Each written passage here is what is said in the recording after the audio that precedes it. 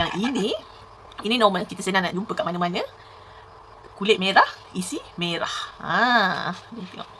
Betul tak? Betul ke tak aku cakap isi merah?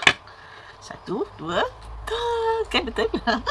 Isi merah. Yang merah ni senang nak jumpa. So aku rasa korang tahu dah rasa dia macam mana kan. Sangat-sangat senang nak jumpa. Kat mana-mana dia boleh ada orang jual. Dan sekarang dia harga dia murah.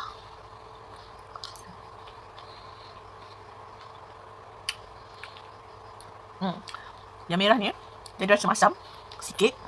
And then dia ada rasa manis lah. Yang tadi tu yang putih, kulit merah si putih tu, dia langsung tak ada rasa masam. Yang ni dia ada rasa masam sikit.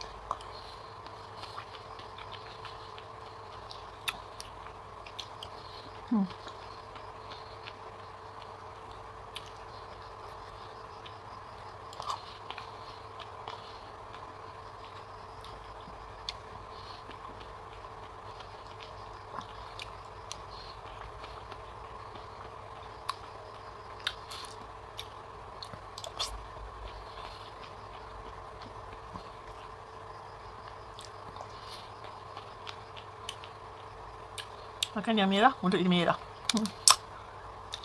Tak.